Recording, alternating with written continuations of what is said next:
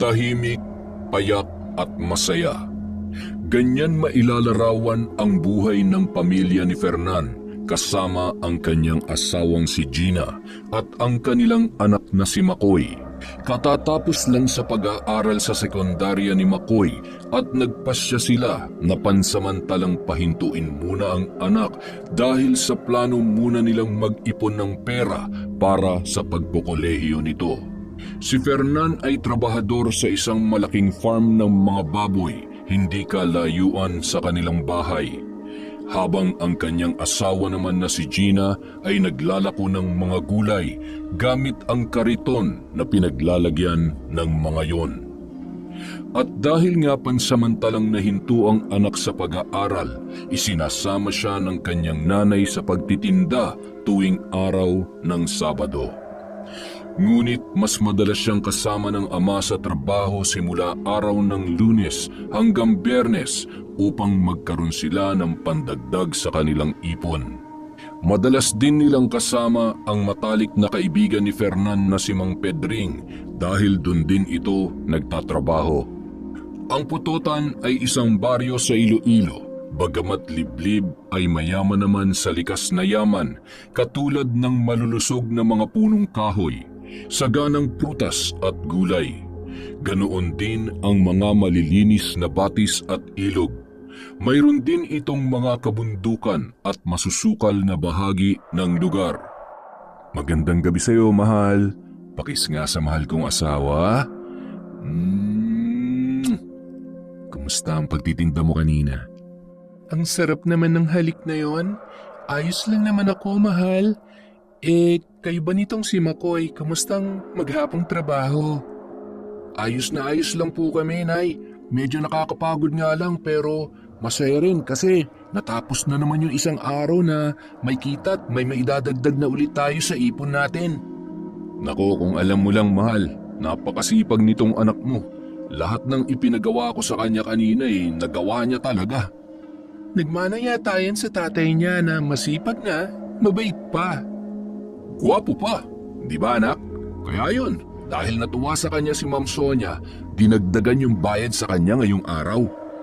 Sana po tay, ganun palagi no? Siguro mabilis tayo makakaipon ng pera para sa pangkolehiyo ko kapag ganun. Ayos lang yan, anak. Ipagpasalamat mo na lang na may dagdag bayad sa iyo si Ma'am Sonia. Mahirap na maghangad pa ng higit sa kailangan natin. Hayaan mo, makakaipon din tayo. May awa ang Diyos. Opo tay, araw-araw nga po ako nagdadasal na sana laging maayos ang katawan natin at huwag tayong magkakasakit para naman tuloy-tuloy lang tayo sa trabaho at si nanay naman din sa pagtitinda niya. Aba, ang bait naman ng batang yan Huwag ka mag-alala, anak. Hanggang nandito kami ng nanay mo, gagawin namin ang lahat para makapagtapos ka sa kolehiyo. Salamat po tay, alam ko naman po yun. Pero wag niyo po sanang pabayaan ni nanay ang sarili niyo ha. Ayaw kong magkasakit kayo. Importante pa rin po yung kalusugan natin. Ba, galing mo Mahal na mahal ka namin ng nanay mo, anak ha. Palagi mong tatandaan yan. Mahal na mahal ko din po kayo ni nanay, tay. O siya, tama na yan. Kayong dalawa na lang nagbubulahan pa kayo. Nakaluto na ako ng hapunan. Ang mabuti pa kumain na tayo. Gutom lang yan. Tara na daw tay, kumain na daw po tayo. Wow! Yung paborito kong pinakbit sa bagoong tsaka pritong galunggong. Ayos to, Nay. Tara na po, kain na tayo. Ay nako, tsak taob na naman ang kaldero dito kay Makoy. Anak, huwag masyado ha, gabi ngayon. Magda-diet na nga po sana ako, tay. Pero bukas na lang pala. Ang sarap kasi nitong niluto ni nanay Matapos ang usapan na yun ng mag-anak ay sabay-sabay na silang kumain. Halos hindi makatayo sa kanyang upuan si Makoy dahil sa kabusugan matapos ang masarap na kainan ng tatlo. Sa kabilang banda, nag-uusap ang mag-asawa na sina Mang Pedring at Aling Lydia. At dahil hindi nabiyayaan ng anak ang dalawa sa hindi maipaliwanag na dahilan, wala silang kasama sa buhay at tanging sa trabaho lamang ni Mang Pedring sa babuyan ang inaasahan nilang kabuhayan. Napakabibo talaga ng anak ni Fernan na si Makoy, ano? Bukod pa ron ay napakasipag at matutulungin bata. Palaging nakaalalay sa akin kapag nakikita niyang nahihirapan ako sa ginagawa ko. Ay, si Makoy ba?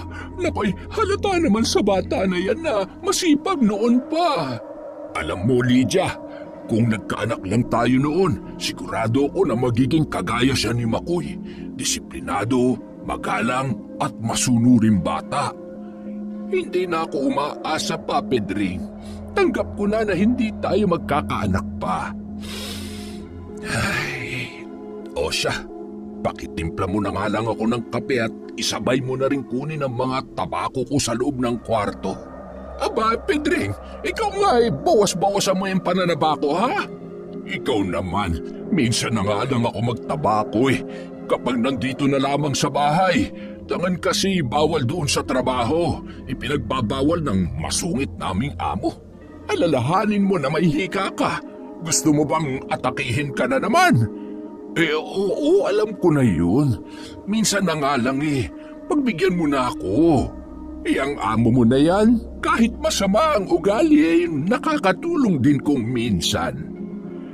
Nitong ang mga nakaraang araw grabe siya kung magsalita sa akin. Halos hindi ako makalunok ng pagkain kapag naaalala ko mga sinasabi niya sa tuwing sinisermonan niya ako. Abay, pagsabihan mo yung amo mo na huwag masyadong masanay na gawin yun sa'yo kung ayaw niyang malintikan sa akin, ay huwag ka nang magalit. Hayaan na lamang natin. Kailangan kong trabahong ito kaya wala akong ibang magawa kundi ang magtiis na lamang. May hangganan ng lahat ng pagtitiis, Pedring. Ay nako, huwag ka na masyadong mag-isip at baka kung ano pang mangyari sa'yo. Kinagabihan, katatapos lang nilang kumain ng hapunan nang may maalalang ikwento si Gina sa kanyang asawa. Hindi niya ito masabi kanina dahil abala sila sa pagkukumustahan tungkol sa mga nangyari sa kanila buong maghapon.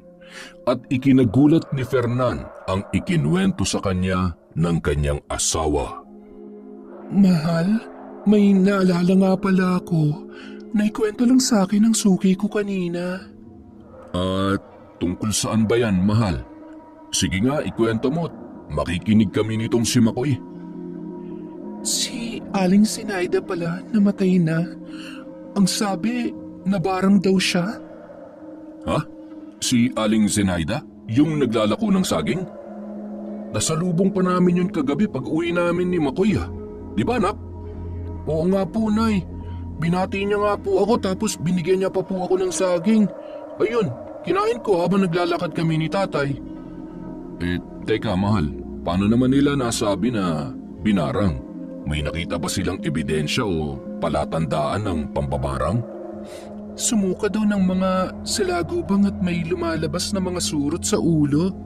Nako, mukhang tama nga ang hinala nila. Kung gano'n na nangyari, binarang nga si Aling Zenaida.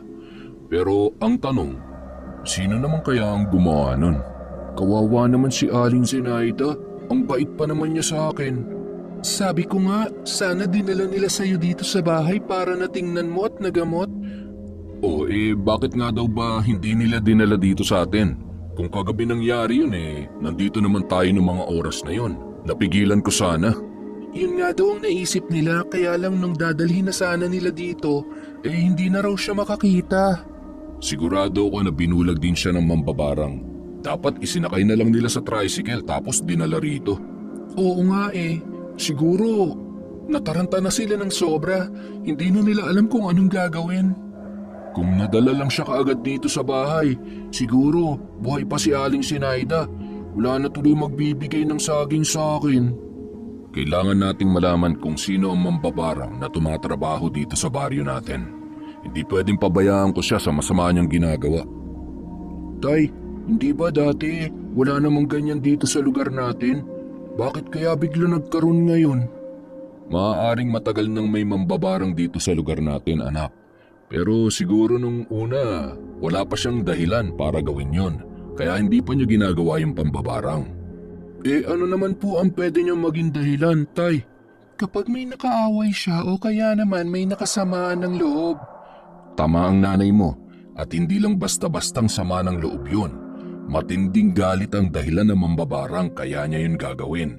Isa pa, baka may pinag-ugatan yun kaya niya nagawa ang pambabarang. Pero sa sobrang bait po ni Aling Zenaida, parang ang hirap isipin na may nakasamaan pa siya ng loob. Anak, pwedeng gawin ng mambabarang ang bagay na yun kahit hindi mismo siyang nakagalit ng tao. Sabihin na natin na ibang taong nakaaway niya, tapos yung tao na yun nag-utos dun sa mambabarang para barangin si Aling Zenaida. Pwede po palang mangyari yung ganun, Tay. Mabuti na lang at hindi ako nakikipag-away. Pero kung sasabihan nila ako ng pangit, syempre hindi ako papayag. Mang-aaway po talaga ako. Ay nako, nagyabang na naman ang maliit na mama. Si nanay talaga oh. Maliit lang ako pero malaki po ang puso ko. Oo anak, pwedeng mangyari ang ganun. Baka yung si Aling Zenaida ay may nakagalit na kaibigan ng mambabarang. Kaya pinatrabaho siya dun. Tay, Nay, maalala ko nga po pala. Hindi ba bago lang si Aling Zenaida dito sa lugar natin? Oo nga, sa pagkakaalam ko, 2 buwan pa lang ang nakakalipas nung lumipat siya dito sa baryo natin. Kailangan talaga nating malaman sa lalong madaling panahon kung sinong mambabarang na yan. Ngayong nasimulan niya na yan, hindi na niya mapipigilan ang sarili niya na mambarang pa ng iba. Nasa ganoon silang pag-uusap nang biglang may narinig silang boses ng isang lalaki sa labas ng kanilang bahay. Tila natataranta yun at nagmamadali. Tao po! Fernan! Gina! Oh, Kuya Nelson, kayo po pala. Anong nangyari dyan sa anak niyong si Liam? Hali po kayo, tumuloy muna kayo. Tulungan mo kami, Fernan. Itong si Liam, simula pa kaninang umaga hindi tumitigil ang pananakit ng tiyan at may lumalabas na ipis sa kanyang bibig. Oh, Tay, kawawa naman si Kuya Liam mo. Tsaka, bakit parang ang laki bigla nang ipinayat niya? Siguro, sumuka siya ng sumuka, kaya bigla na lang siyang nangayayat, anak. Maupo po kayo. Maghintay lang kayo dito. Kukunin ko lang po ang mga gamit ko. Saglit naman na naghihintay ang mag-ama sa sala ng bahay nila Fernan. At maya-maya ay bumalik na siya na bitbit ang kulay puting tela na nakabalot. Agad na kinuha niya sa loob noon ang medalyon ng San Benito at isinuot ito sa leeg ni Liam na hinang-hinana noong mga oras na yon. Ang medalyon ng San Benito ay isang bilog na medalyon na gawa sa metal na may nakaukit na imahe ni San Benito sa harap. Kulay ginto ito at may mga nakaukit na salitang Latin sa likuran. Isuot mo ito bilang proteksyon. Yan ang medalyon ng San Benito. Tay, naninig si Kuya Liam.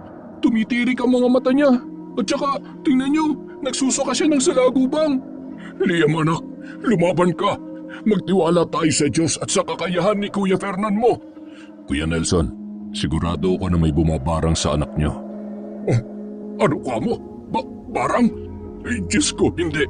Tulungan mo siya na mawala ang barang sa katawan niya, Fernan. Nakikiusap ako sa iyo. Huwag po kayong mag-alala. Gagawin ko ang lahat para maalis ang barang sa katawan niya. Matapos ibigay kay Liam ang medalyon ng San Benito, ay idinampi ni Fernan ang kanyang kanang palad sa ulo ng lalaki, habang hawak niya sa kaliwang kamay ang libretang itim na naglalaman ng mga orasyon na salitang Latin. Sa ngalan ng hukbo ng mga sinaunang antingero, inuutusan kita na palayain ang lalaking ito. Matapos yun sabihin ni Fernan ay tila nagalit at nagwala si Liam na parabang napapaso sa init. Nagpumiglas ito habang mahigpit na hawak ni Nelson. Makoy anak, ikuha mo ko ng 7 tangkay ng dahon na makahiya sa likod ng bahay. Madali ka. Opo tay, papunta na po. Gina, kunin mo sa altar ang kampanilyang itim. Agad namang sumunod si Gina sa utos ng asawa at halos magkasabay din silang nakabalik ni Makoy sa harapan ni Fernan, bit-bit ang mga ipinakuha ng lalaki. tay, ito na po yung ipinakuha niyong 7 tangkay na makahiya. Ang bilis ko, di ba? Mahal, ito na yung kampanilya na ipinakuha mo. Sabihin mo lang kung ano pang kailangan mo. Sa tingin ko ay sapat na ang mga ito. Tulungan niyo si Kuya Nelson na alalayan si Liam. Huwag na huwag kayong aalis sa tabi niya. Opo tay, yakang-yaka yan. Tara nanay, tulungan natin si Mang Nelson. Oo, halika na. Pagtulong-tulungan niyong hawakan si Liam. Kapag sinabi kong pumikit kayong lahat. Sige lang po tay, nandito lang po kami ni nanay. Nang makalapit sina Makoy at Gina kay Nelson upang tulungan sa pag-alalay kay Liam, ay agad itinapat ni Fernan ang kampanilya sa mukha ng binata na nanlilisik ang mga mata at pawis na pawis nung mga sandaling yun. Handa na kayo? Pag sinabi kong pikit, pumikit kayong lahat at huwag niyong aalisin ang pagkakahawa kay Liam. 1, 2, 3, pikit na! Nang makapikit ang 3 kasama si Nelson, ay agad na inalog-alog at pinatunog ni Fernan ang kampanilya habang marahan na inihahampas sa buong katawan ni Liam ang 7 tangkay ng makahiya. Umalingaw-ngaw sa buong kabahayan ang nakaririndi at nakabibinging tunog nito. Kakaiba ang batingaw noon, hindi katulad ng sa pangkaraniwang kampana na masarap sa pandinig at normal lamang. Ang tunog ng kampanilyang itim ay nakaririmarim at hindi na naising marinig ng sinuman. Lalong nagwala si Liam nang marinig ang pagbatingting ng kampanilya. Para bang nasasaktan siya na hindi niya maintindihan. Nagpupumiglas siya habang sumisigaw at tila gigil na gigil. Tama na! Tigilan mo na yan! Nakakabigat tunog ng kampanilyang yan! Tama na! Sino ka? Anong pangalan mo? Bakit ka nang gagambala ng mga tao dito sa Baryo Pototan? Galit na umiling-iling si Liam habang tumatawa ng nakakaloko at inilabas pa ang mahabang dila na tila ng aasar. Matapos gawin yun ay parang nangisay siya at biglang nawalan ng malay. Ang walang hiyang mambabarang na yun, natakot magpakilala. Hindi bale, ang mahalagay umalis na siya sa katawan ni Liam. May oras ka rin sa akin kung sino ka mang lintik ka. Sa ngayon, ang mahalaga, nakaalis ka na. Mukhang umalis na yata ang mambabarang Fernan. Naging maayos na ang itsura ni Liam. Hindi ko pa siya lubusang natatalo, Kuya Nelson, dahil hindi ko siya nakilala. Pero ang mahalaga, wala na siya sa katawan ni Liam sa ngayon. Maraming salamat sa iyo, Fernan. Napakahusay mo talagang antingero at manggagamot. Saludo ko sa iyo, tay. Ang galing mo. Manang-mana ka sa akin. Sigurado po ako, Kuya Nelson, na magiging maayos na ang kondisyon ni Liam. Ito nga po pala ang dahon ng Herba Maria. Kailangan niyang mainom ang pinaglagaan niyan tuwing gabi bago siya matulog. Maraming salamat sa iyo, Fernan. Hindi talaga ako nagkamali ng taong nilapitan. Simula pa noon ay talagang malaki na ang naitutulong mo sa ating mga kababaryo. Wala pong anuman yun, Kuya Nelson. Masaya po ako na nakakatulong ako sa mga tao dito sa atin. Pagkagising po ni Liam, siguradong maayos na po ang pakiramdam niya at pwede niyo na po siyang iuwi. Ilang minuto pa silang nag-usap tungkol sa mga nakaraang naganap bago yun nangyari kay Liam. Napag-alaman nila ayon kay Nelson dahil daw sa katigasan ng ulo ng anak ay nagkaroon ito ng kasagutan sa daan habang pauwi sa bahay noong nakaraang araw. Ngunit nang tanungin naman daw niya kung sino ay hindi naman sinabi ng anak kung sino ang nakasamaan nito ng loob. Kaya hindi na niya pinilit pa na sabihin ni Liam kung sino. Maya-maya pa, nagising na si Liam at uhaw na uhaw. Pa? Bakit ako nandito? Ano pong ginagawa natin dito? May nangyari po ba? Mabuti naman at nagising ka na, Liam. Kumusta na ang pakiramdam mo? Ayos lang naman po ako, Kuya Fernan. Nauuhaw po ako. Pwede po ba akong makainom? Oo naman, bakit hindi? Anak, Makoy, ikuha mo nga ng tubig si Kuya Liam mo. Opo tay, teka lang Kuya Liam ha, kalma ka lang dyan. Sa bahay ko na ikukwento sa iyo ang lahat, anak. Ang mahalaga ay maayos na ang lagay mo sa ngayon. Magpasalamat tayo kay Kuya Fernan mo. Kung hindi dahil sa kanya, baka hindi ka na naibalik sa normal. Isa talaga siyang dalubhasang antingero. Kuya Fernan, hindi ko man po alam ang tunay na nangyari. Pero nagpapasalamat po ako sa inyo. Walang anuman yan, Liam. Kuya Nelson, huwag niyo pong aalisin kay Liam yung suot niyang medalyon ng San Benito, ha? Yan ang magiging proteksyon niya para hindi na siya balikan ng mambabarang. Iwasan niyo lang po sana na mabasa at mawala. Huwag kang mag-alala, Fernan. Iingatan namin yung ibinigay mong medalyon na pangontra. Paano? Ay tutuloy na kami nang makapagpahinga muna itong si Liam. Baka masyado na rin kaming nakakaabala sa inyo. Huwag niyo pong isipin yon. Gaya ng sinabi ko, masaya akong makatulong sa kapwa. Mag-iingat po kayo sa pag-uwi. Medyo malalim na rin ang gabi. Mag-iingat po kayo, Mang Nelson. Kuya Liam, sa susunod maglaro tayo ng basketball ha. Subukan mo akong talunin. Loko ka talaga, anak. Yung Kuya Liam mo pa talagang niyabangan mo. Isang dangkal ka nga lang niyan. Baka ikaw pang ishoot niyan sa ring. Ang gwapo ko naman para gawin niyang bola, Tay. Ay, nako. Nang naging maayos na si Liam ay masaya silang umuwing mag-ama. Si Makoy naman ay sobrang proud sa kanyang ama dahil sa nakita niyang taglay na husay nito sa larangan ng panggagamot. Matapos ang pangyayaring yun, bumalik sa normal na buhay ang lahat.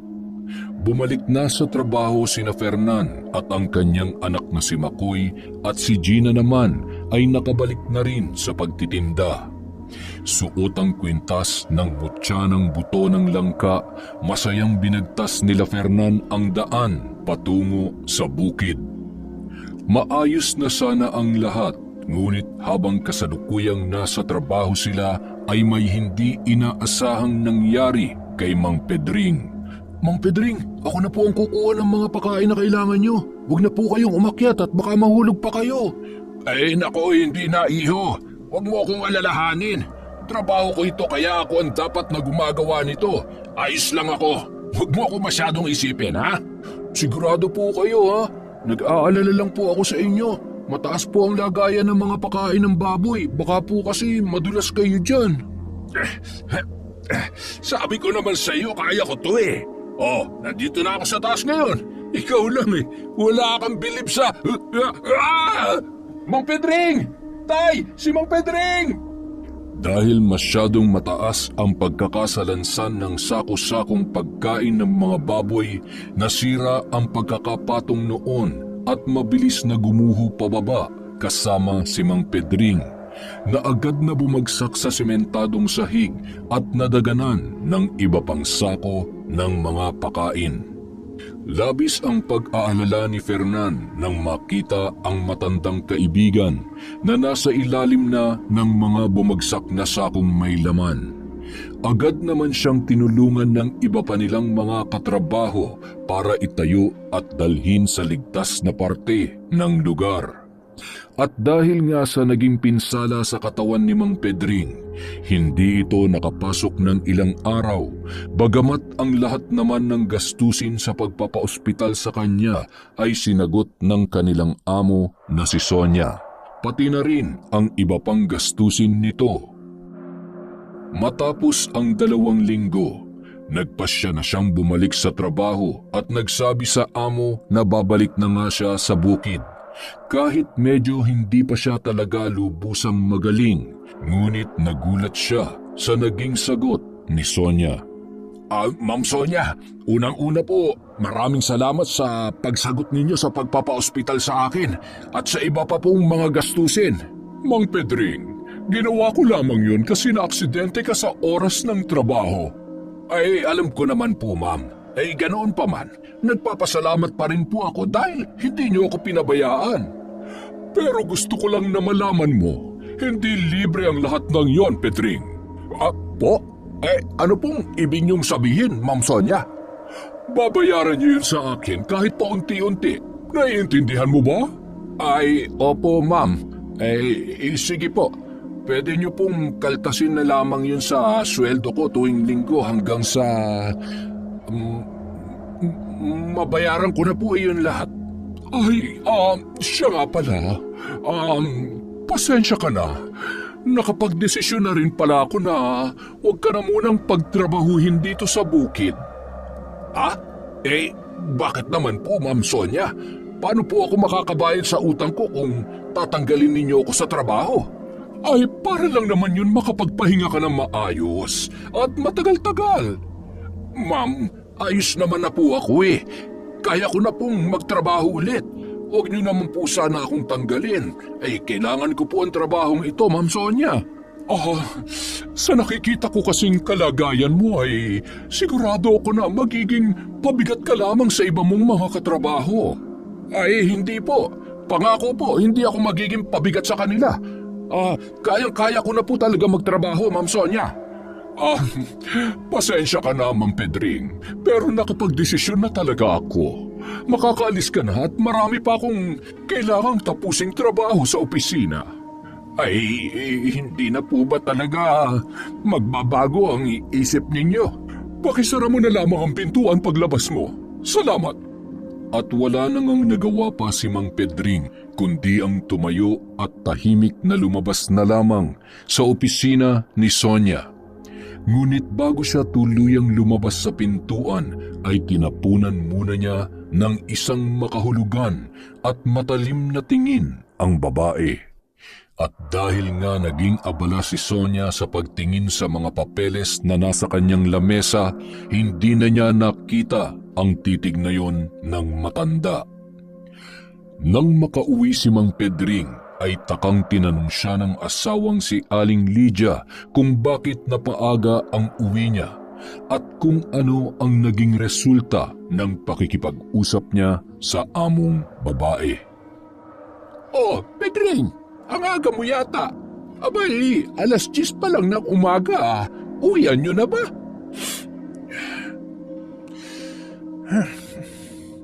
Hoy, ano pa nangyayari sa'yo at para ka nang naingkanto dyan sa isang tabi? Wala na akong trabaho, Lydia. Tinanggal na ako ni Ma'am Sonia. Ano? Bakit naman? Hindi na daw niya ako tatanggapin ulit dahil hindi ko na daw kayang magtrabaho sa babuyan dahil sa kondisyon ko. Bakit ba? Ano ba ang kondisyon mo? Ayos ka lang naman, hindi ba? Yun na nga sinabi ko sa kanya. Ilang beses pa nga akong nakiusap at nagmakaawa. Pero nakapagdesisyon na raw siya. Ayaw na talaga niya akong pabalikin dun sa trabaho. Alam naman nila na yun lang ang tanging ikinabubuhay natin. Napakasama talaga niyang amo mo na yan. Alam mo, kinukutuban ako na may kinalaman dito si Fernan eh. Iniisip ko ngayon na pinagsabihan niya si Ma'am Sonia na huwag na akong pabalikin mula sa trabaho at baka maging pabigat lang ako sa kanila. Kasi lagi akong inaalalayan nung anak niya, hindi ba? Sigurado ka ba dyan, Pedring? Bago ako na-aksidente, maayos pa naman ang pagtrato sa akin ni Ma'am Sonia. Pero matapos mangyari yon at 2 linggo ako nawala sa babuyan, pagbalik ko ay bigla na lang nakapagdesisyon na kaagad si Ma'am Sonia ng ganoong kabilis. Imposible yun, Lydia. Sa madaling salita ay iniisip mo na sinulsulan ni Fernan yung amo ninyo na si Sonia. Ganun ba? Ganun na nga. Malakas ang kutob ko na nakialam si Fernan sa naging desisyon ni Ma'am Sonia. Ganoon pala.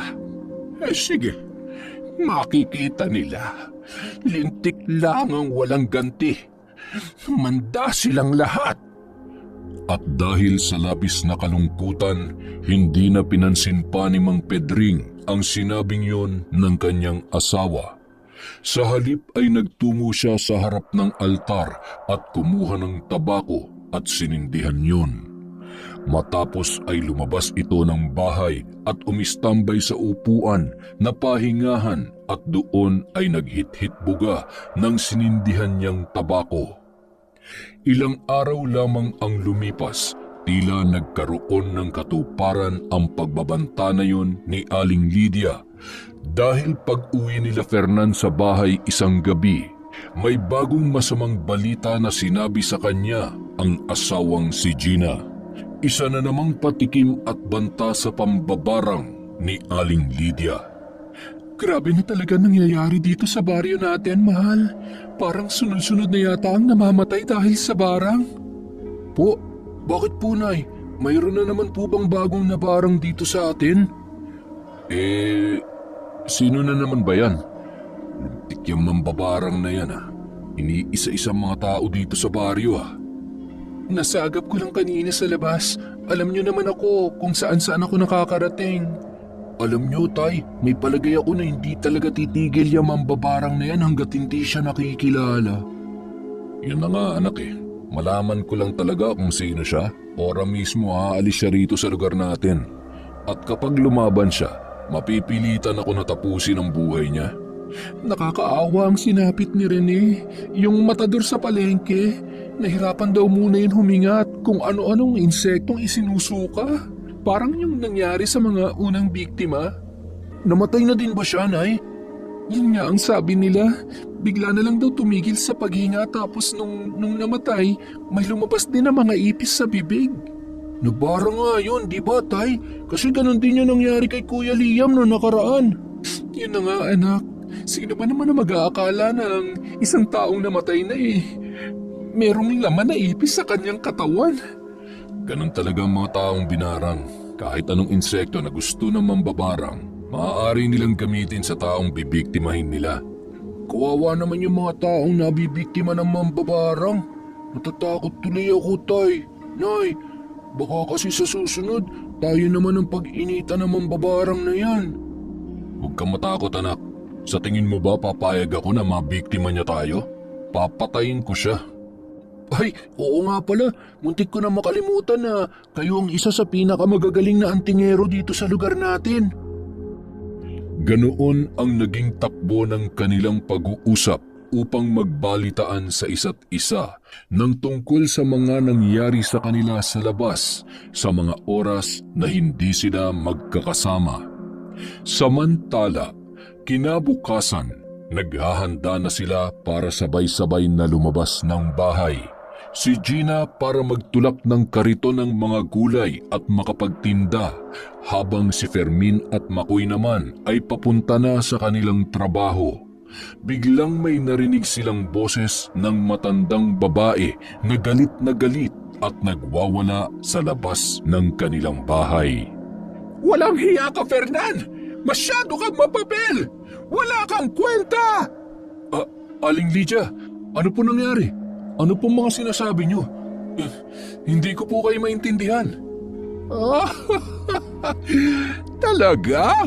Nagmamaang-maangan ka pa? Ano po ba kasi yun, Aling Lydia? At bigla na lamang kayong susugod dito para mag-iskandalo. Ang asawa mo masyadong nagmamagaling. Ipinatanggal niya si Pedring sa trabaho. Ha? Totoo ba yun, mahal? Ano pong sabi niyo? Hindi totoo yan, Aling Lydia.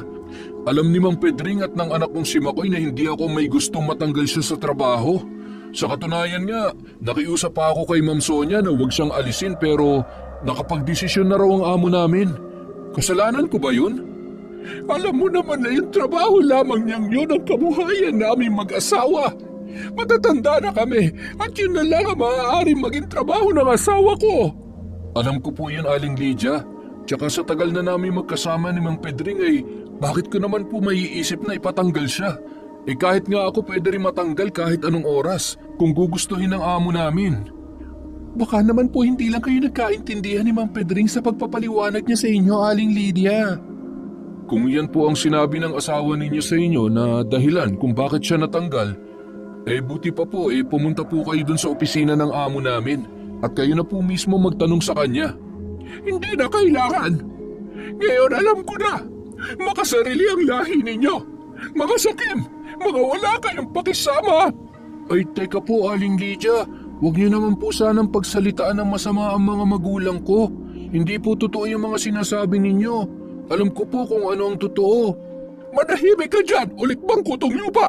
Hindi ka dapat sumasali sa usapan ng matatanda.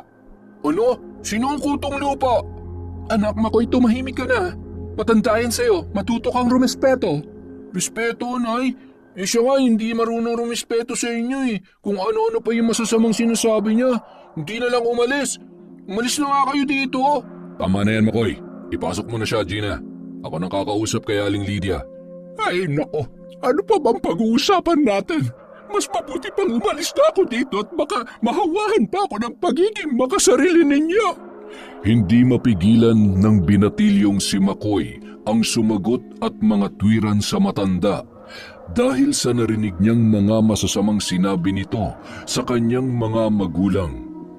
Galit na umalis si Aling Lydia matapos magsisigaw at maglabas ng sama ng loob sa labas ng bahay nila Fernan.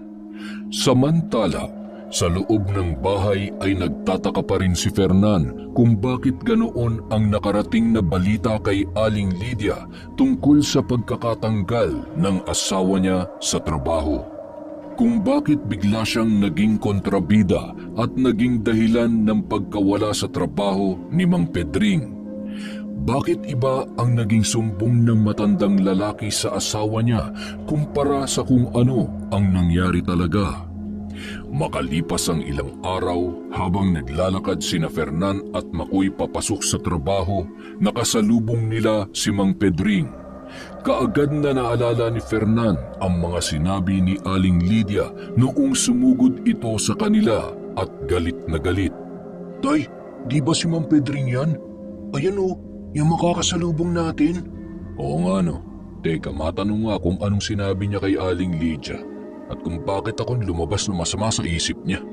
Mabuti pa nga, Tay, para malinis mo rin yung pangalan mo. Magandang umaga, Mang Pedring. Kumusta po kayo? Ikaw pala, Fernan. Ayos lang naman ako. Eto, pauwi na galing sa Talipapa. Bumili lang ako ng niyog para sa ulamin naming ginataang tulingan mamaya. Ano ba ang sa atin? May gusto lang po sana akong alamin mula sa inyo, kung ayos lang po. Sabihin mo na't nagmamadali ako. Hinihintay na ni Lydia tong panggata. Ano ba yon? Kasi nung isang araw po, nagpunta sa amin si Aling Lydia. Galit na galit at ang sabi niya, ako daw ang dahilan kung bakit natanggal kayo sa trabaho. Ano po bang sinabi niyo sa kanya? Tsaka isa pa po, Mang Pedring, alam niyo naman po ang totoo, di ba? Hindi si tatay ang nagsabi kay Ma'am Sonia na alisin kayo sa trabaho. Siya lang po mismo ang nagdesisyon nun. Ay, tapos na yon. Mabuti pa kalimutan nyo na.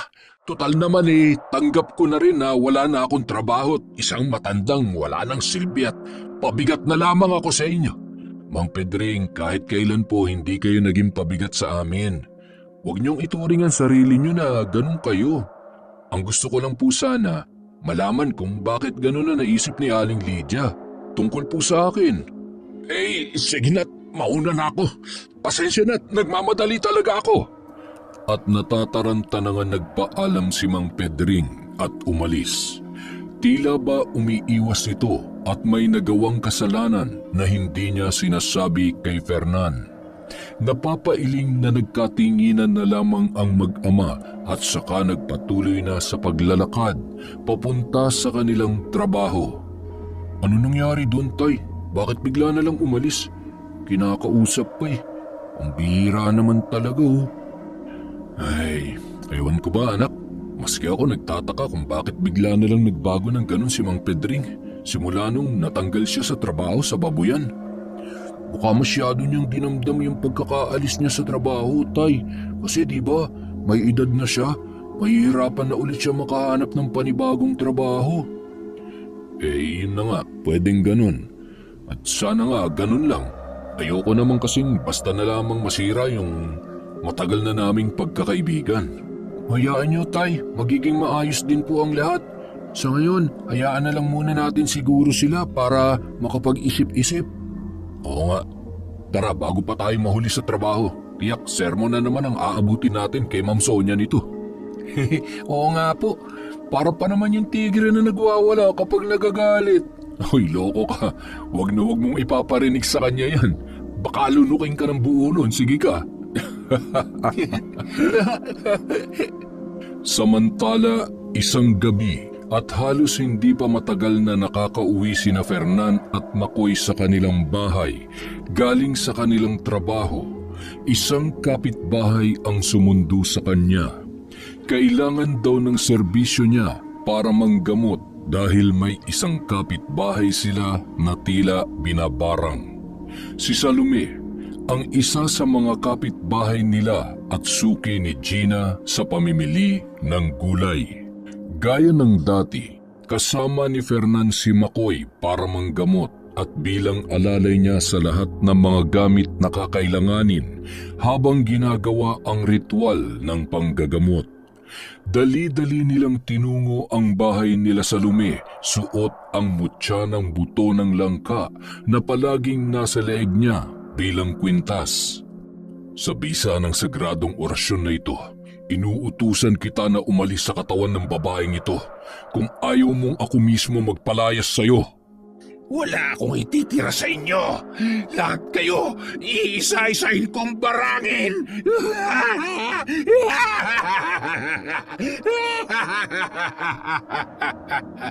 Sino ka? Magpakilala ka na sa akin para hindi ka na masaktan pa. Makipag-usap ka sa akin na maayos at makakaalis ka ng matiwasay. Sa tingin mo ba mapapalis mo ako ng ganun-ganun lang, hangal? Kung ayaw mong umalis, magpakilala ka na lang.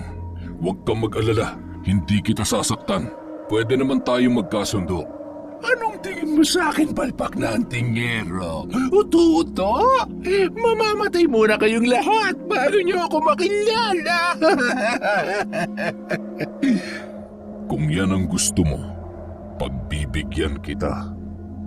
Matapos sabihin yun ni Fernan, may kinuha siyang maliit na bagay na nakasiksik sa panyo na nakatali sa kanyang ulo. Ito ang anting-anting na buto ng ahas tubig. Banal yun at puno ng orasyon na mabisang pang-alis sa epekto ng barang. Idinikit niya yon sa noo ni Salome at agad na nanlaban ang babae na tila nais tumayo para abutin siya sa sobrang galit na boses at matatalim na titig. Aray! Kapag nakaalis ako dito, ikaw ang isusunod kong barangin! Kung ayaw mong makilala kita at tuluyan ng mapuksa, umalis ka na sa katawan ng babaeng ito. Pumikit si Fernan at tila bumubulong sa ulo ni Salome habang nananatiling nakadikit ang buto ng ahas tubig sa noo ng babae.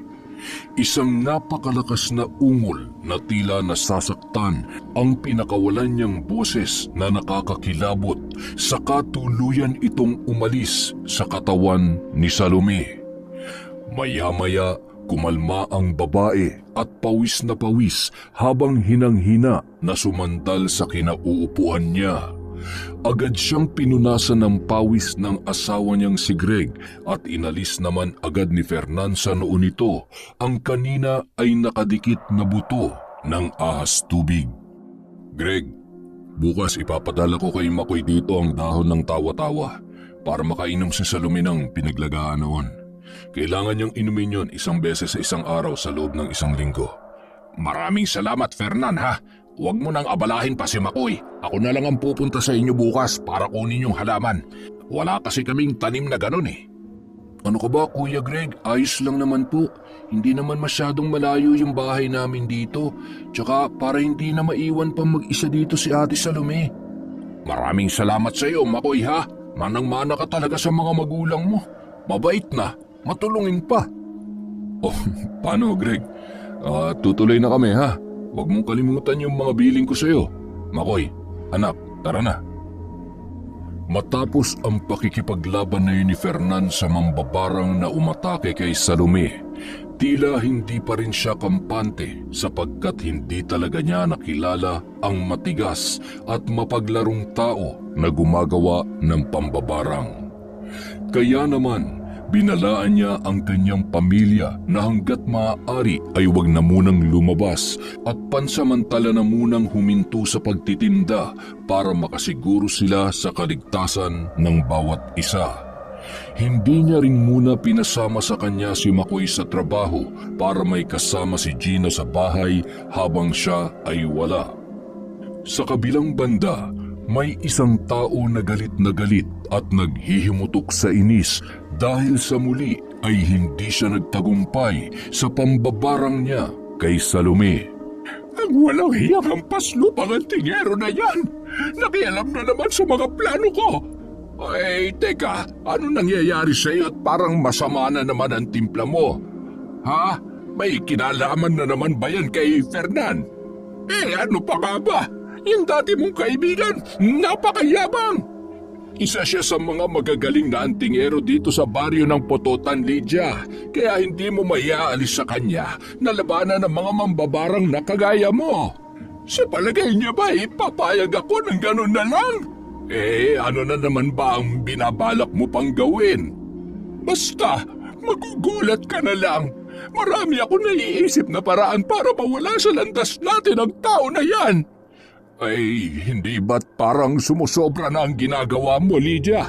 Ilang taon ang pinatay mo dito sa baryo dahil sa pambabarang. Una ay si Zenaida at sinundan pa ni Rene. Kailan ka ba matatapos sa ganyang gawain? Inalis ko lang si Zenaida sa landas natin dahil alam ko na siya ang dati mong asawa.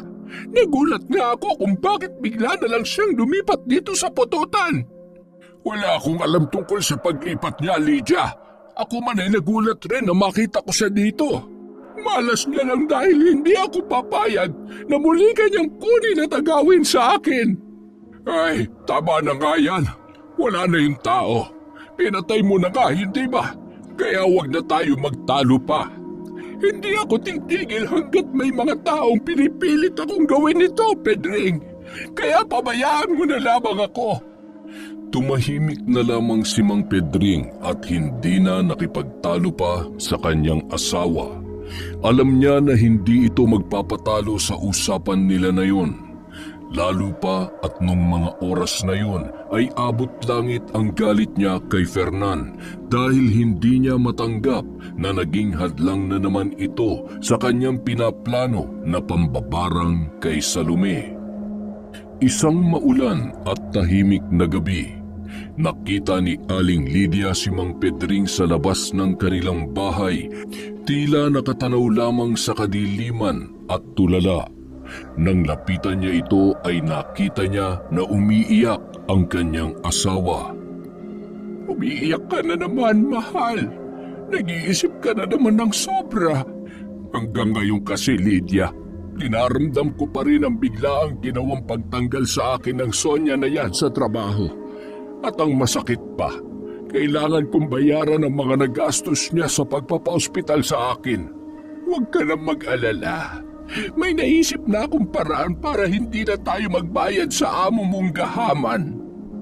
Ha? Anong paraan? May pera ka ba? Saan ka naman nakakuha ng perang pambayad? Anong pambayad ang sinasabi mo dyan? Ang sabi mo kasi, huwag na akong mag-alala. Oo nga, ang sabi ko may naisip na akong paraan para hindi na natin siya bayaran. Ay, ano na namang paraan yan, Lydia?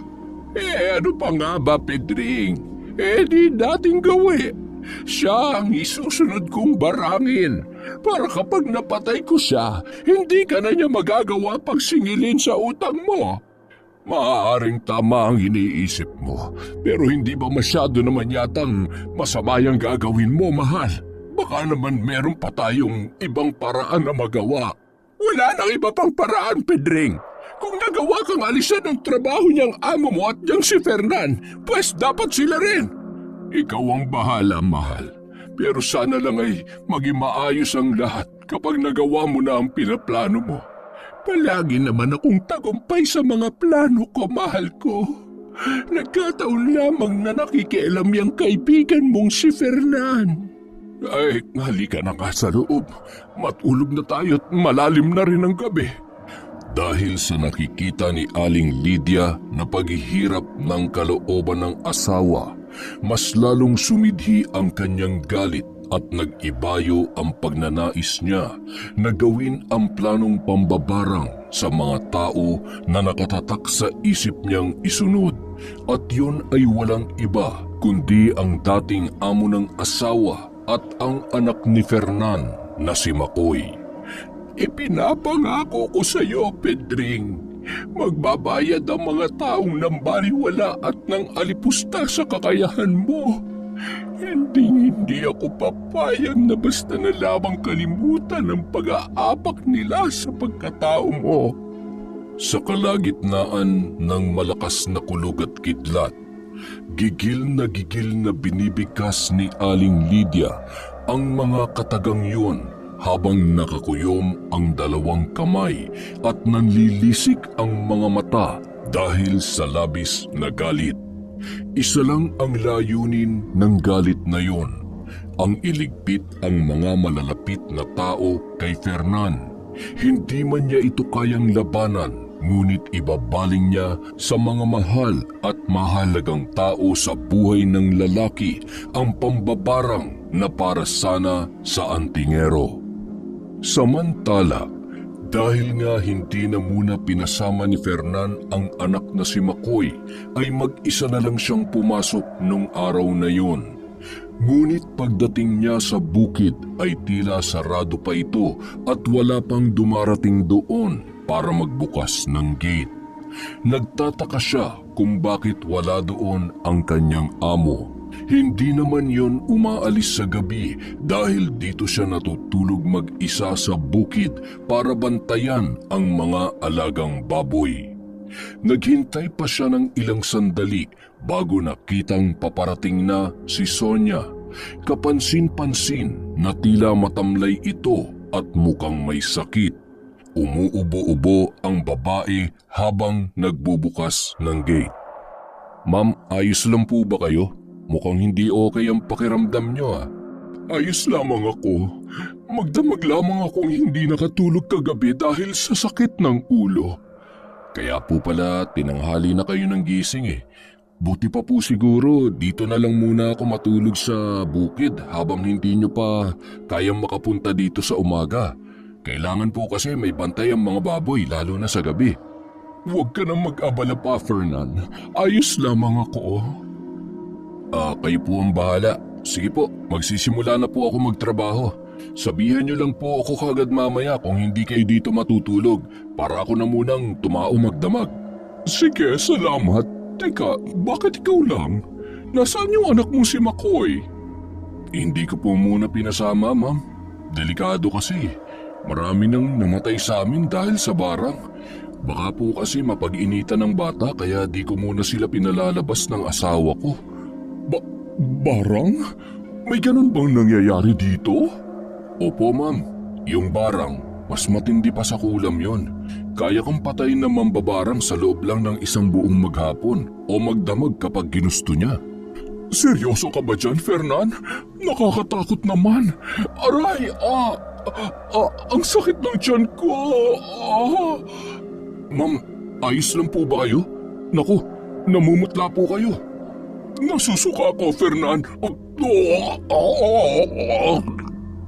Matapos sabihin yon ni Sonia ay sumuka siya at laking gulat ni Fernan nang makita niya ang mga maliliit na palaka na lumabas sa bibig ng kanyang amo. At dahil hindi niya dala ang kanyang mga anting-anting ay wala siyang magawa kundi ang umusal ng mga dasal at orasyon na halos nakabisa niya na dahil sa madalas niyang pagbigkas ng mga yon. Hindi siya maaaring magkamali, binabarang ang kanyang amo. Nakita niya na namimilipit sa sakit si Sonia habang inuusal niya ang bawat salita. Napaupo na ito sa sahig habang hawak-hawak ang kanyang tiyan at ang mga palaka na naglalabasan sa bibig niya ay maliliksing nagpatalon-talon papalayo. Fernan, hindi ko na kaya. Tulungan mo ako. Sumabay kayo sa pagbigkas ng mga salitang sasabihin ko, Ma'am Sonia. Pilitin niyong magsalita. Nagpatuloy sa pag-usal ng mga salitang orasyon si Fernan. Sa ngayon, tanging yun lamang ang kanyang magagawa dahil bukod sa kwintas na mutya ng buto ng langka na palagi niyang suot ay wala na siyang iba pang dalang pangontra laban sa mambabarang o anumang elemento. Ngunit dahil sa labis na panghihina ng babae ay hindi na nito kinaya pang sumabay sa kanya. Naloko na. Ngayon ko pa naiwan ang lahat ng anting-anting ko kung kailan na memeligro si Ma'am Sonia. Sinubukang hubarin ni Fernan ang kwintas na suot niya at inilipat yon kay Sonia. Agad na tila sinilaban ang babae sa init nang mailagay yon sa kanyang leeg. Namimilipit sa sakit at nakahawak sa leeg na nagpapagulong-gulong sa sahig.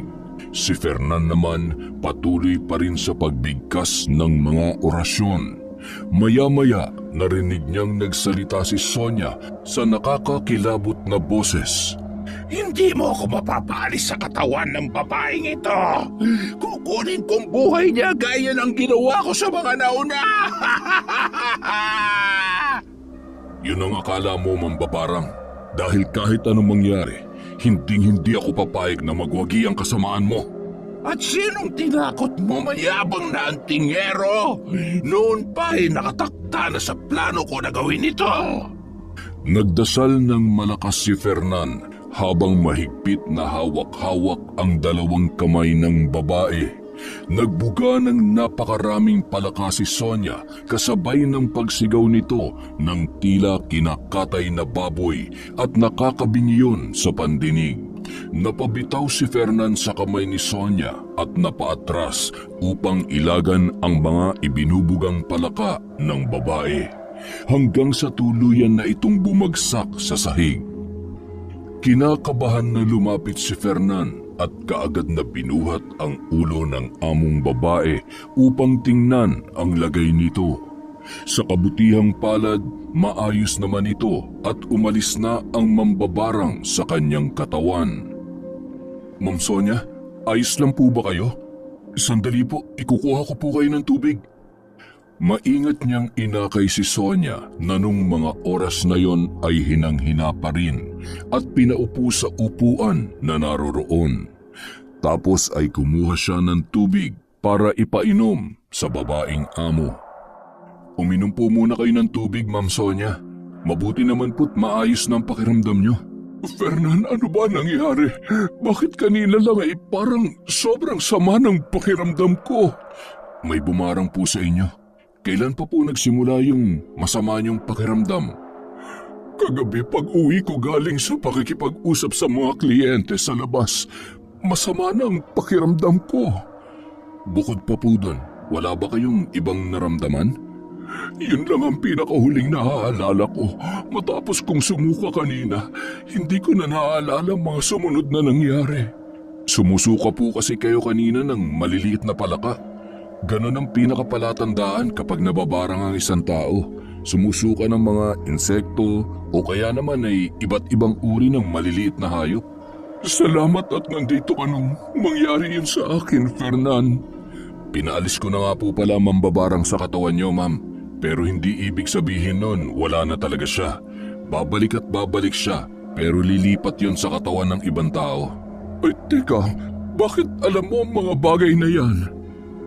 Ma'am, kasi isa po akong kilalang antingero sa baryo namin. Marahil ay hindi ka pamilyar sa mga ganon kasi laking Maynila ka po. Pero yung dati may-ari nitong farm na si Don Marcelo, alam niya na isa po akong antingero.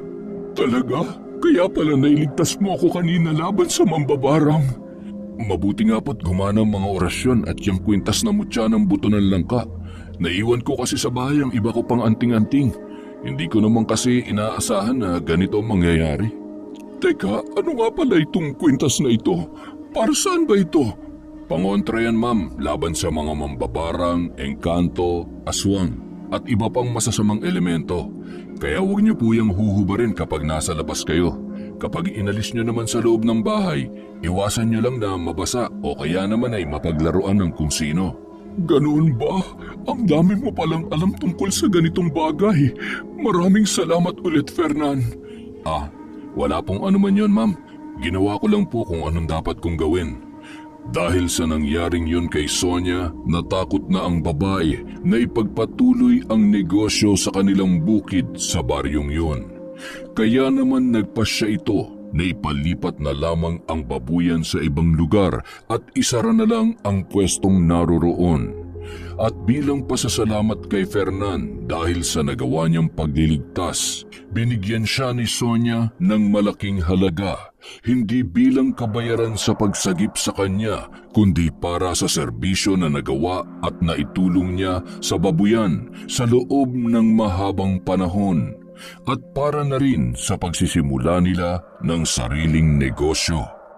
Matapos ipagkaloob ni Sonia ang malaking halaga na iniwan niya kay Fernan at sa pamilya ng lalaki, agad na umalis sa lugar na yon si Sonia.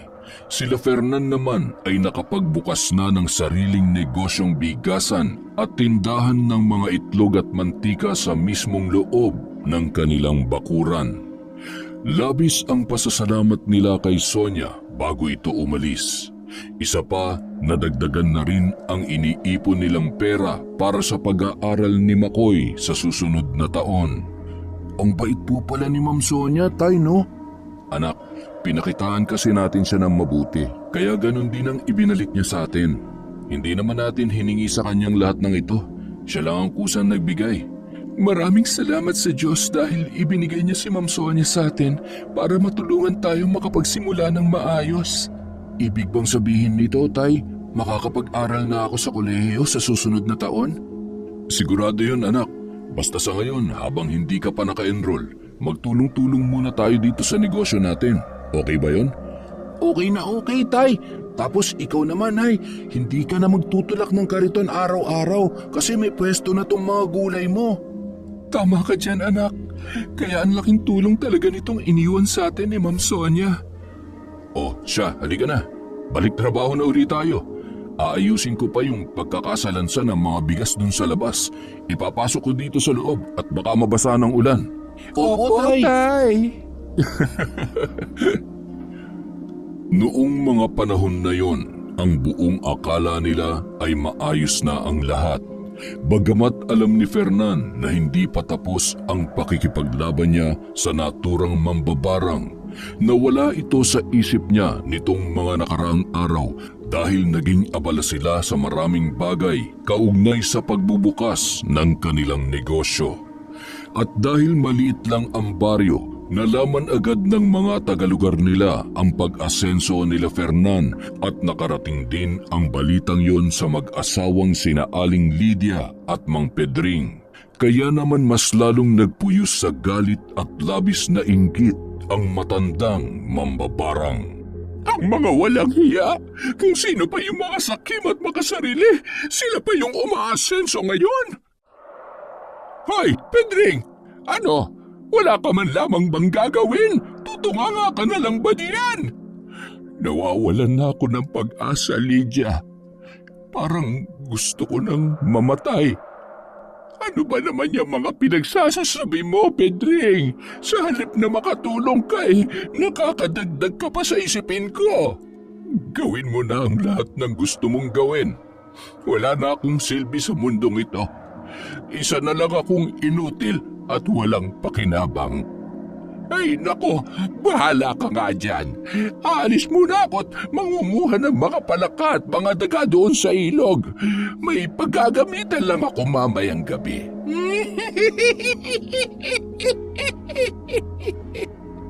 Ilang oras din na nawala si Aling Lydia para manghuli ng mga dagang bukid at palaka sa kung saan para meron siyang magamit mamaya sa ritual na gagawing pambabarang. Magdidilim na nang makabalik siya sa kanilang bahay. Napansin niya na wala pa ring ilaw doon at nababalot na ito ng kadiliman. Bakit kaya itong si Pedring ay hindi pa rin nagsisindi ng lampara? Ang dilim na dito sa bahay. Pedring, nasaan ka ba? Kinapakapa niya ang basket kung saan madalas nakalagay ang posporo at nang makapa niya yun ay agad na sinindihan at inilawan ang lampara. Wala naman doon ang kanyang asawa. Sinubukan niya magtungo sa likod bahay kung saan naroon ang puno ng sampalok na palaging pinag-iistambayan ni Mang Pedring. Nang maliwanagan ang paligid ng puno ay magkahalong gulat at paghihinagpis ang namutawi sa kanyang bibig.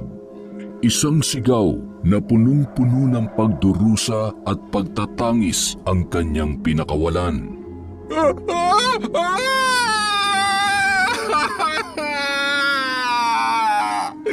Pedring! Tumambad sa kanya ang nakasabit na katawan ng kanyang asawa at ang leeg nito ay napupuluputan ng makapal na lubid na nakatali sa sanga ng puno. Nagpakamatay si Mang Pedring sa pamamagitan ng pagbibigti. Pedring! Bakit mo ako iniwang mag-isa? Paano na ako ngayon, Pedring? Kasalanan to ng mga taong walang ginawa kundi ang hamakin at alipustahin ka. Ngayon, sisiguraduhin ko na magbabayad sila. Ang pagtangis na yon ni Aling Lydia ang naging daan upang gawin niya na ng tuluyan ang matagal niya ng pinaplano. Ang barangin, si Makoy. Mag-isang inilibing ni Aling Lydia si Mang Pedring sa tabi ng puno kung saan ito nagbigti. Matapos isagawa ang paglibing sa asawa sa sarili niyang paraan, galit na isa-isang inihanda ni Aling Lydia ang lahat ng kanyang mga kagamitan, kasama ang mga palaka at dagang bukid na hinuli niya kanina upang masimulan na ang ritual ng pambabarang. Punong-puno ng galit at hinagpis ang kanyang puso. Nang sumapit ang hating gabi, nakahanda na ang lahat para gawin ang ritual ng pambabarang. Napapalibutan siya ng kulay itim na kandila habang nakaupo sa gitna noon. Sinimulan niya sa pag-usal ng mga orasyon na galing sa itim na aklat ng karunungan.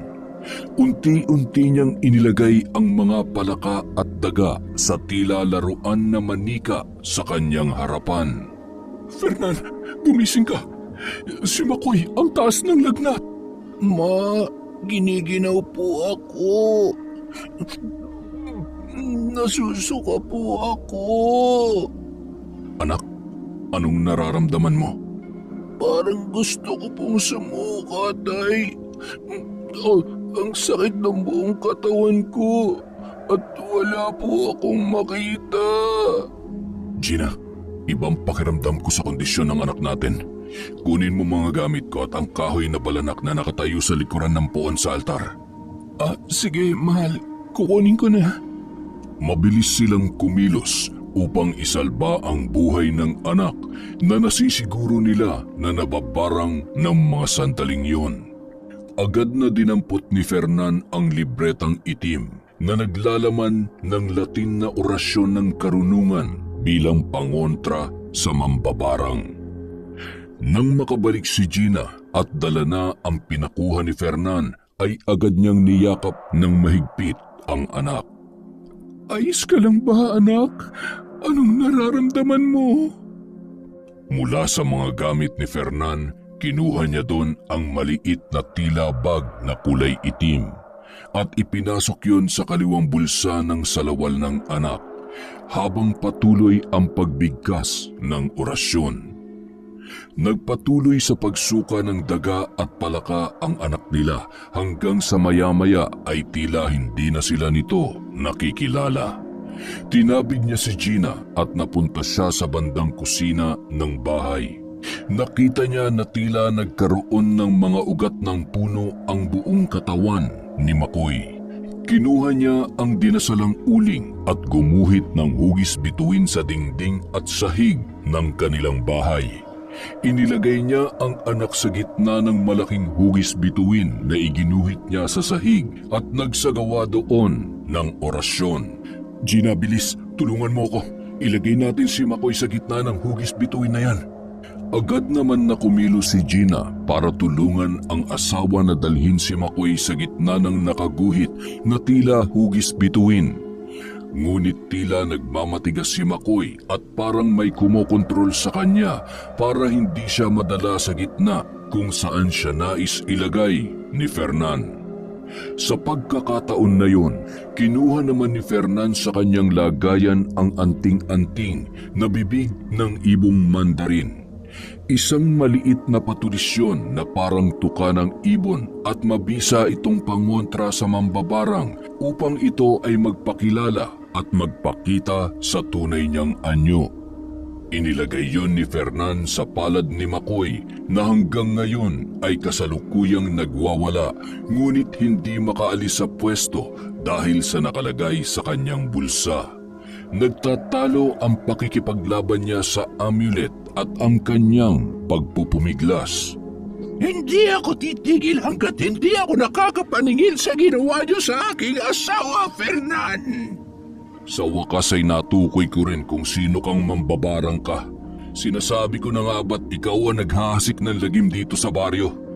Ngayon tapos ka sa akin. Mahal, mag-iingat ka. Malakas na mambabarang si Aling Lydia.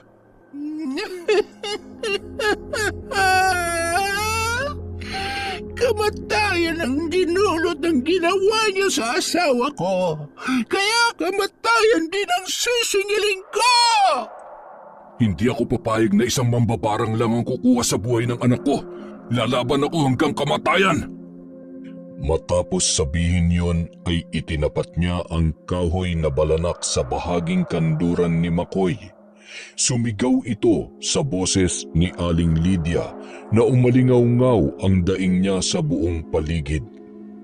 Galit na galit ito habang umaatungal. Hirap na hirap sa paggalaw na tila ba may nakatali sa mga paa at kanyang kamay. Gina, huwag mong iaalis ang pagkakahawak mo sa kanya. Kunin mo itong kulay itim na tangkay ng labanos. Ipahid mo sa likuran niya. Hintayin mo yung sasabihin ko, kasabay ng paghampas ko nitong balanak sa gitna ng hugis bituin na nasa sahig. Ang itim na tangkay ng labanos na yan ay binasbasan sa kalagitnaan ng kidlat at kabilugan ng buwan. Pinagulong niya papunta kay Gina ang hugis bilog na kulay itim na tangkay ng labanos at agad na dinampot yon ng kanyang asawa. Makoy anak, naririnig mo ba ako? Lumaban ka, magdasal ka. Marami pa tayong mga gagawing plano. Huwag kang magpapatalo sa mambabarang. Hayop ka, Fernan! Ikaw ang pahirap sa lahat ng mga gusto kong gawin! Sa kahit anong paraan, hindi ko papayagan ang lahat ng plano mo matandang mambabarang. Sinamantala ni Fernan ang pagkakataon na yon at itinulak niya si Makoy upang mapunta sa gitna ng hugis bituin na iginuhit niya sa gitna ng sahig. Nagkikisay sa sakit si Makoy at akmang lalapitan siya ni Gina dahil naaawa ito sa kanyang anak. Gina, huwag kang padadala sa awa. Walang mangyayaring masama kay Makoy kung magagawa lang natin ang tama ang orasyon. Gagawin natin yung itinuro ko sa iyo kanina. Pero Fernan, ang anak natin, nasasaktan siya. Huwag kang magpadala sa damdamin mo, Gina. Isipin mo na hindi si Makoy ang nasa harapan mo ngayon. Gawin na natin ngayon habang mahina pa siya. Bago mag-umaga, kailangan mabawi natin ang anak natin sa mambabarang. Kahit awang-awa sa anak, ay pikit mata na ginawa ni Gina ang iniutos sa kanya ng kanyang asawa. Ihahampas ko sa kanya ang kahoy na balanak at isabay mong ipahid sa likod niya yung hawak mong itim na tangkay ng labanos. Ngayon na! Humahagulhol sa iyak na ginawa ni Gina ang ayaw niya sanang gawin. Magkasabay nilang ginawa ang ritual para makumpleto ang pagkabasag ng kapangyarihan ng mambabarang. Tila nanginig sa sakit si Makoy kasabay ng pagtirik ng kanyang mga mata at hirap na hirap siyang umuungol. Nagpagulong-gulong din siya sa loob ng malaking guhit na hugis bituin sa gitna ng kanilang sahig. Umaatungal siya at halo-halong uri ng hayop ang maririnig mula sa kanyang bibig. Bukod pa doon, patuloy na may lumalabas sa bibig niya na mga ipis, daga, palaka at tila nag-uunahan ang mga yon. Tanging malakas na pag-iyak lamang ang nagawa ni Gina dahil sa awa sa kanilang anak. Maya-maya, nakita nila na tila may kulay itim na usok ang humiwalay kay Makoy at naghugis tao yon sa kabuuan ni Aling Lydia. Hinang-hina ito na lumakad ng dahan-dahan palabas ng bahay hanggang sa unti-unting bumagsak sa lupa. Gina, bantayan mo si Makoy. Tatapusin ko ng laban namin na mambabarang na ito. Mag-iingat ka, mahal ko. Mabilis ang pagkilos ni Fernan. Kinuha niya ang anting-anting na makabuhay na nakalagay sa boteng maliit na may pinaghalong langis at katas ng oregano. Kasabay ng pagtarak niya sa katawan ng mambabarang gamit ang kahoy na balanak ay ang pagbuhos niya dito ng naturang langis ng oregano. Agad na naglagablab ang katawan ng mambabarang at narinig pa ang huling sigaw at mga daing niya na may magkahalong galit at paghihinagpis. Sa huli ay narinig ang pagtangis galing sa tunay na boses ni Aling Lydia. Matapos yon ay sumabay na sa hangin ang natirang abo mula sa katawan nito, hanggang sa tuluyan na yun naglaho sa kanilang paningin. Matapos yon, patakbong bumalik sa bahay niya si Fernan at nag-aalalang tinawag ang kanyang mag-ina. Gina, mahal, Makoy, ayos ka lang ba? Sorry, Tay. Hindi kita nasamahan para labanan yung mambabarang. Ano ka ba naman, anak? Huwag mo nang isipin yun. Ang mahalaga, ligtas na tayong lahat, lalong-lalo ka na. Ikaw, mahal, kamusta ka? Ayos ka lang ba? Basta't ayos lang kayo, okay lang din ako. Huwag niyo akong alalahanin. Mabuti naman at natapos na rin ang kasamaan ng mambabarang. Si Aling Lydia lang pala ang kalaban natin. Sana wala nang sumunod pa sa mambabarang na yan. Kahit naman meron pang kasunod, Tay, alam ko naman na hindi mo kami pababayaan ni Nanay, hindi ba? Sa kahit anong paraan, anak, ipaglalaban ko ang pamilya natin. Iyan ang tatay ko. Kaya mahal na mahal ka namin ni Nanay. Ay nako, hirap na nga nang popola ka pa. Magpahinga ka na nga lang.